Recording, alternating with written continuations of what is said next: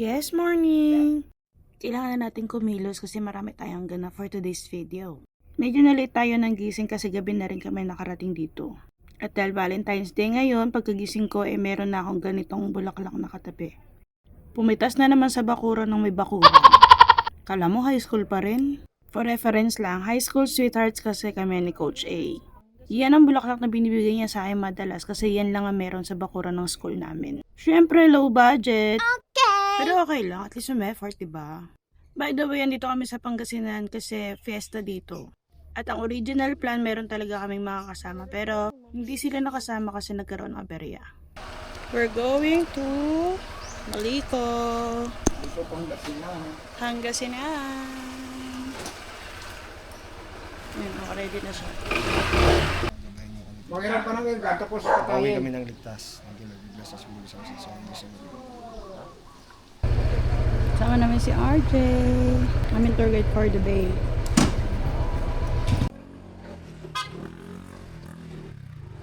At ayun nga, palis na kami ng bahay dahil pupunta kami ng Maliko. Ang aming first destination for the day. This is the second time nakarating ako ng Pangasinan. At yung una is nasa 5 years ago na ata. Alam nyo, sobrang ganda ng tanawin dito. Ramdam at amoy mo na ang probinsya talaga. Nasa Bukana pa lang pero busog na talaga ang mga mata. At ito na nga pumasok namin ng San Nicolas. Malapit lang sila Coach James dito. Kaya mabilis na kami nakarating dito sa San Nicolas. Naisipan nga namin na umistop muna dito sa 7-Eleven para bumili ng tubig. Dahil for sure wala kami mabibili ng tubig doon. Unexpected na dito naman namin makikita tong si...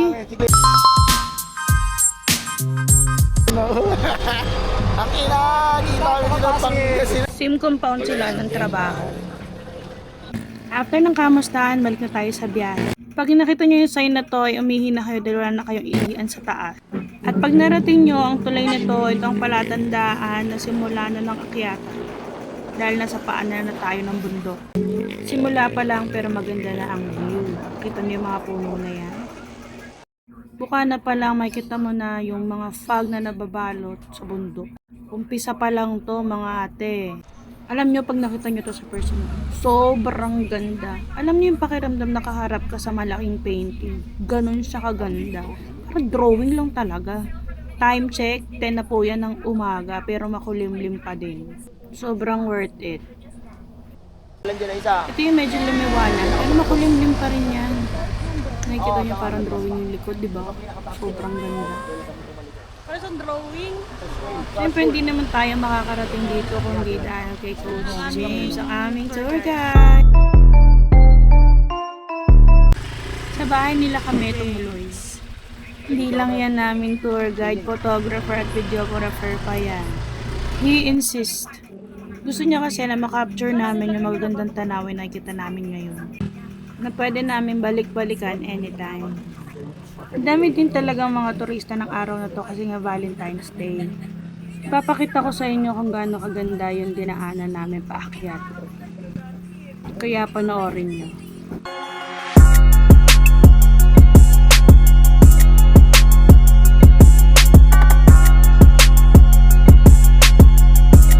Ito na yung pangalawang stopover namin. Ayon kay Coach James, itong lugar na to, magandang spot talaga to. 360 view. Nakakasad lang na ang daming halaman or puno na wala ng dahon. Maybe sa init or taglagas talaga ngayon kaya wala masyadong dahon yung mga halaman dito. At nakikita nyo itong daan na to? Dadaanan natin yan para makita natin yung ganda sa dulo. Magmo-moment tayo para masulit natin yung view. Ready ka na?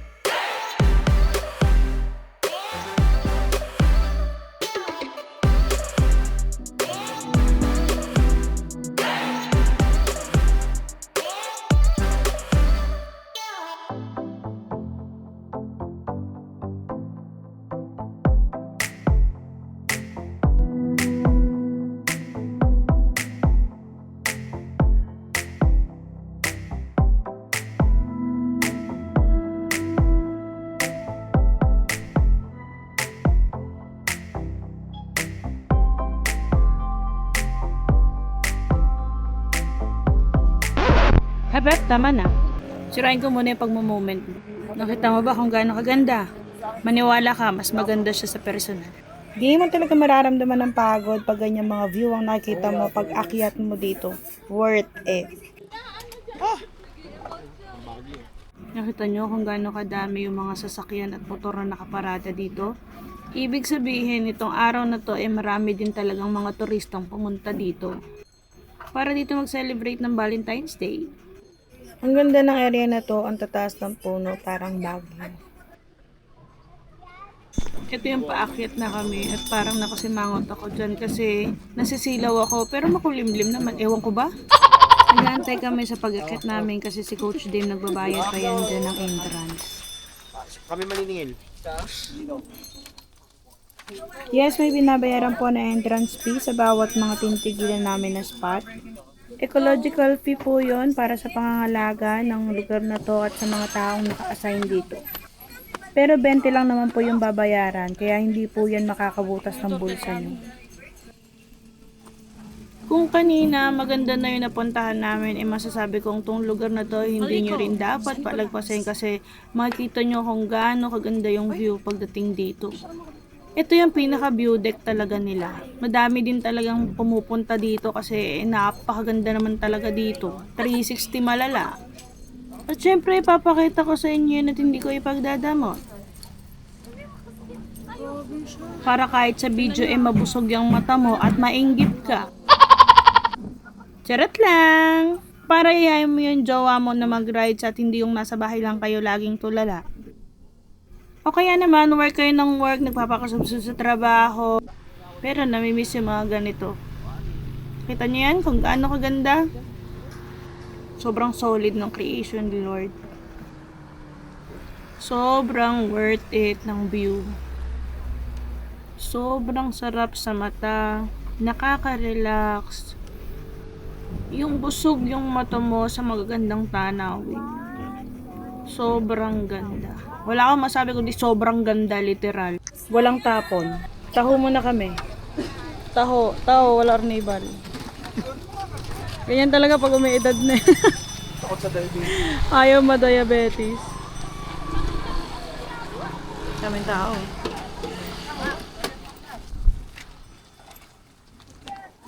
Sa taas. After namin doon nagtuloy-tuloy na kami papunta doon sa taas. At yung mismong daan makikita nyo solid din talaga. Patag na kasi. Kaya hindi mahihirapan yung mga rider na pumunta dito at bumiyahe pa sa taas. So daan pa lang mabubusog ka na din sa dami ng magandang view, magandang spot. Tas may mga stopover pa na talagang solid naman. Etong area ang kanilang camping site. Yung mismong daan na-amaze din talaga ako kasi bukod sa patag yung mga curve talaga niya ang ganda din. Bakit na tayo sa Nueva Vizcaya? Medyo malayo na tayo at dito sa area na to ma-fog na talaga kasi malapit na tayo sa taas. Lumalapit na kami sa fog. O kami yung nilalapitan ng fog. Ganun basta. Kaya malamig na sa area na to. Ito ang next namin na stopover. Bababa muna kami kasi kailangan namin dito muna magbayad ng ecological fee at mag-register dyan. Sa lahat ng pumapasok, kailangan daanan niya. Another 20 pesos lang naman din yan, so hindi yan mabigat sa pulsa. Diyan na-explain ni ate yung mga kailangan puntahan at daanan at kailangan lang mag-register. Ito lang nakita ko nagsando dito. Sige, Coach James, mag-register ka na dyan. Di mo alam, blatter na pala yan. Ito lang po. Okay na to? So, ayan, gagora na kami. Grabe yung fog dyan, makikita nyo. Pero ito malapit. Pero nakasaan si Loco. Ito na yung papasok, nakita nyo, 3 kasi yung daan dyan. Yes, 3 kasi yung isa nalagpasan na natin. At itong daan na to ay papunta ng Strawberry Farm. Ito pala yung strawberry. Sobrang lamig na dito. Dito medyo rough road na, pero kaya naman, baka maiksi lang naman yan. Kasi itong area to, taniman na din kasi to. Tapos maliit lang na daan papunta dun sa mas malawak na taniman. Since malamig nga dito, kahit anong prutas at gulay na pwedeng mabuhay sa malamig, meron sila dito. At may mga tanim sila dito na gano'n. Sad to say, dumating kami dito, wala na daw mga strawberry dahil ubos na. Nakita nyo ang lawak ng taniman, di ba? Pero since nandito na rin naman kami, enjoy na lang namin yung view. At bumalik na ulit kami palabas kasi meron pa kami isang pupuntahan. Ang Japanese Shrine. Ang lawak ng taniman dito. At kung makikita nyo yung background namin, nilalamon na ng fog yung mga bundok. Kasi nasa mataas na area na kami. Pag masdan nyo yung buong paligid namin, nakikita nyo pa yung bundok dahil mamaya wala na yan. 'Di ba? Ang kapal na ng fog. Parang kala mo sinusunog na yung bundok. Sobrang hangin at ang lamig na sa area na to. Pero si Coach A, hindi man lang yung kinilabutan sa lamig. Hindi naman kasi kami binripping nito ni Coach James na malamig naman pala dito, na mali pala yung suot namin. Kaya nagbaon man lang kami ng jacket at nagpants man lang ako. Na-amaze ako dyan kasi tingnan nyo, wala na ako makitang bundok sa likod ko, kundi puro fog na lang talaga. Ayan o, kita nyo, zero visibility na yan. At ang oras niya na 11 na po ng umaga.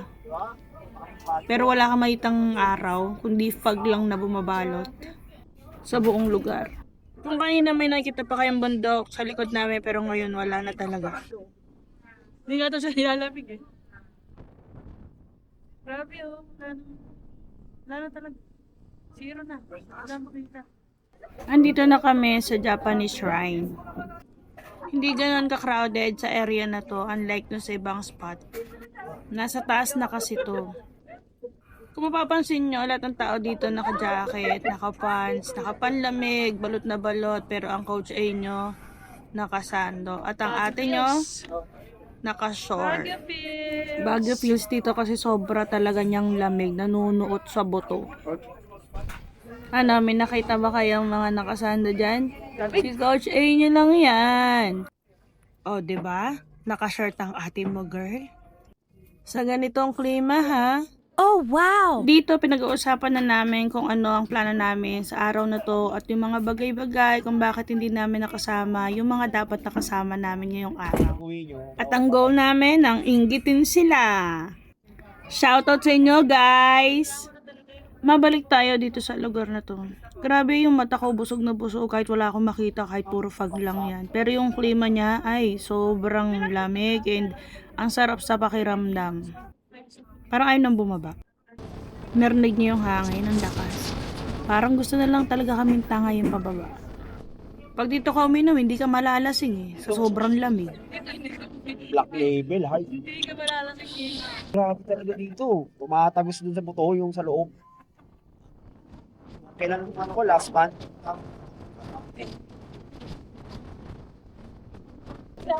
AJ din, malamig dito. At dahil malamig, mamumumig muna kami. I want you to know I love you the most. I'll always be there right by your side. 'Cause baby, you're always in my mind. Just give me a forever. I want you to know I love you the most. I'll always be there right by your side. 'Cause baby, you're always in my mind. Just give me a forever. I want you to know I love you the most. I'll always be there right by your side. 'Cause baby, you're always in my mind. Just give me a forever. Tama na, in-enjoy na masyado. Baka may mainggit at umiyak. Ha? Bumaba na tayo, baka tumigas. Huy! Tumigas tayo sa lamig talaga dito.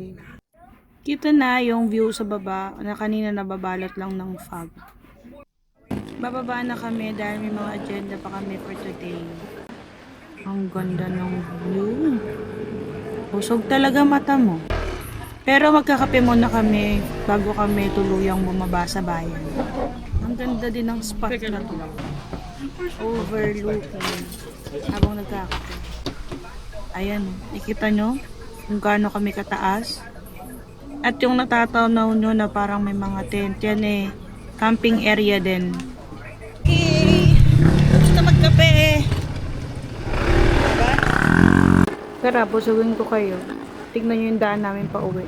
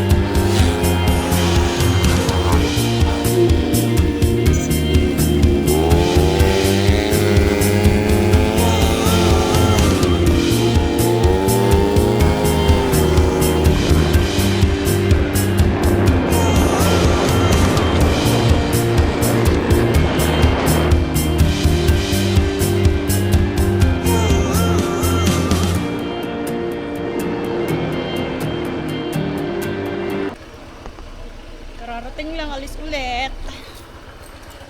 Hindi mapirme. Mga perme, mga bakasyonista. Pagdating namin, alis na naman nga kami. May pupuntahan daw kaming liguan. Sila pala ang mga kasama namin. JK at Flake, ang pamilya ni Jong. Parang di siya masaya. At andito na nga kami sa paraiso nila kung tawagin. Meron tong entrance fee. Ano mo yun ha? Sama mo yung buong Pilipinas. Siyempre, picture muna bago kain. Bago sumemplang mamaya. Gagi. Nalakasan sa amin. Salamat po. Bukod kay Coach James, kasama namin sila Flake at ang kanyang mga anak. At iba pang mga bata. Galing sa lakad namin kanina, dito na rin kami nagtanghalian. Sama mo na merienda. Inuna kasi gala bago kain. O ayan, gutom kayo ngayon. Itong paraiso na to, tabing sapa. Sapa nga ba o ilog? Basta yun, tubig, malamig, hindi makaligo. Parang binuhusan ng yelo. Tinan mo, hindi nga makagalaw si Baring Dro. Yaya kasi ako maligo, sobrang lamig nga ng tubig, parang binuhusan ng yelo. Diyos ko, makakaligo ka ba yan? Lamigin pa naman ako. Masarap sanang maligo kaso wala kang dalang lamig, so ekis na lang. At ayun nga, dahil nga puyat pa at pagod yung tour guide namin, bagsa. Sinamahan kami dito para matulog. Hindi ko nga in-entertain yun. Tsaka, Dahil hindi makaligo, ina na lang sa Gedli. hindi nga, tatawagin nga dapat na si Lebe. Tapos bibisitin mo lang. Bumabiyahe pa naman yun. Tama ka? Bumabiyahe. Tama ka? Ipon ka. Puta na yung labis. Ang daming tao na ulit. Isipin mo, Divisoria. Akala mo. Sobrang small world mama. Tama doon. Para katawin ka ng gift. Suko si Lebe. Kwentuhan at ng malala ang ginawa namin dyan dahil hindi nga kasi kami makaligo. Pinagkukwentuhan namin yung buhay ng ibang tao. Charis! Walang ganon, hoy!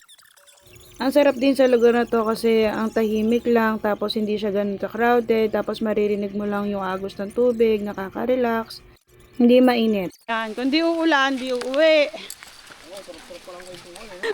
Pwede ba yung gumulo ka pataas? Reverse. Hanip na yan. May tricycle packet dito eh. Hindi, may lubid ka. Hilahin mo na lang ang kuya.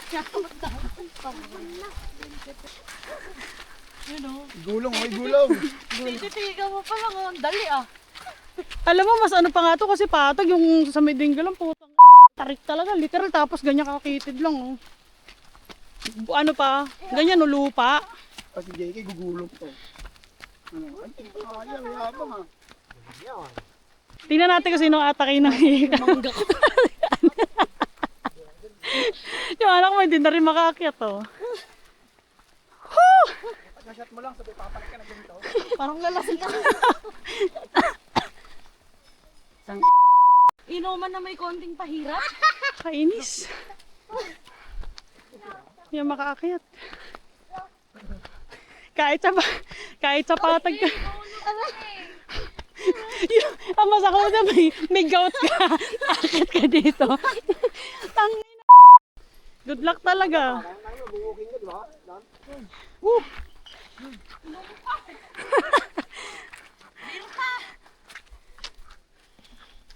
Tangina naman kasing tarik yan, oh.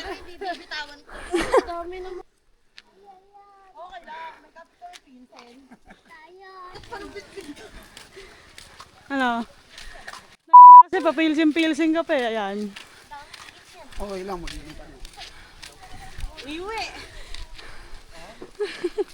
Hingali siya, oh. Wala. Buhay pa, kaya pa. Siyempre mag-iinom pa. Boy, ulan ka lang, kupal kami. Pakti na. Megang tama. Boy, kupal ka ba, boss? Upal ka ba, boy? Pangas mo to eh. Tumesting ka. Uli. Maambon na nung pauwi kami. Hindi nakaligo doon, kaya doon na sa bahay maliligo. Pupunta ng Peria. Ang plaza. Nung aalas ka kami doon. May dalang pera. Meron. Yeah, laro. Okay na tayo. Pong, galing mo pong sa. Paano? Pla. Wala ka na pong? Bilis, tapo ka. O diba? Pagkadating naligo lang, umalis na naman. Hindi talaga mag-iinit ang put sa loob ng bahay. Magtalon-talon. Ano, bata? Tilaw daw sabi ni Kuya nakasando. Habang nasa perya kami. Nagulat kami kasi binanggit niya si Amboy. Hindi naman namin sila kilala. At ang nakakatawang part, sinasabi ng lalaki na kaibigan daw ni Amboy si Cherry White. Coach A, ikaw kaibigan mo pala si Cherry White Di mo naman ako pinakilala. Punta dito para makisiyar.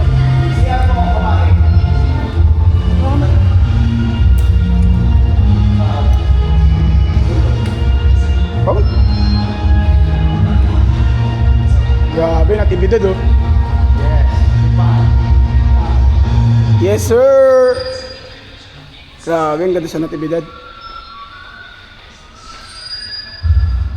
Dapat bumibisita rin kayo dito. Natibidad, piyesta pa lang to.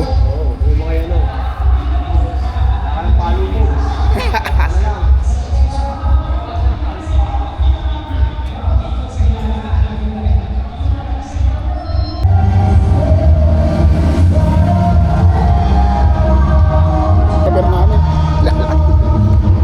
Life hacks. Yung pinakamasarap mo nga daw. Idol! Pinakamasarap mo. Tapos namin mag-ikot, pumasok naman kami sa loob ng court.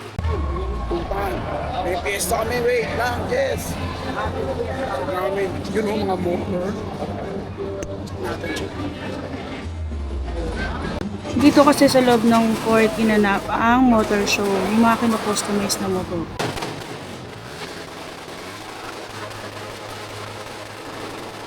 Sobrang ingay, tanggal talaga tutuli mo dito kung di ka naglilinis ng tenga. Pinakit ang 27 si Boss A, kaya tinutukan. Ang galing din na nakaisip nito. Kasi bike lang siya na kinostomize, sineta para maging motor. Kaso panira yung kadena puro grasa. Ang taba talaga ng utak ng nakaisip nito. Biruin mo pati tambucho oh. For sure, maingay din talaga to pag ginamit sa daan.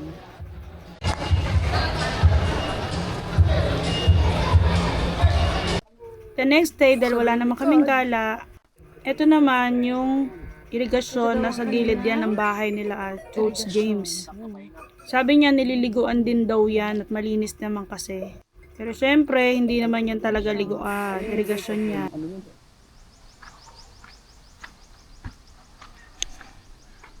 Pupo lang sa gilid ng daan. Fix lang sa gilid.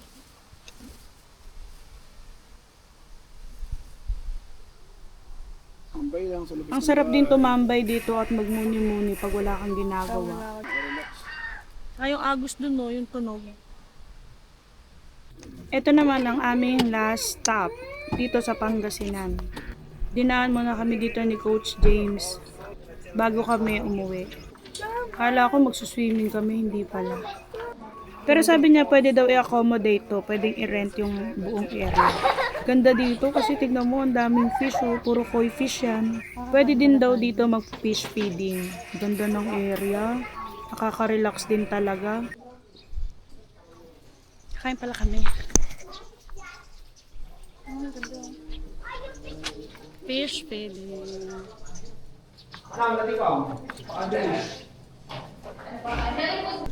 Dito kami sa Cafe Dominico. Sikat din tong area na to. Pili na daw kami ng pagkain para bago kami umuwi, makapag-lunch muna kami. Ayan naman si Sir Christian, kapatid ni Coach James, ang sumagot ng aming lunch. Hindi kasi namin siya nakabanding the whole time ng stay namin sa Pangasinan. Nagbabayad ako para sa pagkain namin, ayaw tanggapin. E di kinuha ko ulit. Yung isa dyan, nag-enjoy yung pagpapakain ng isda, oh. Ganun-ganun niya, pero ang hilig sa ano nun. Ang hilig sa mga ano.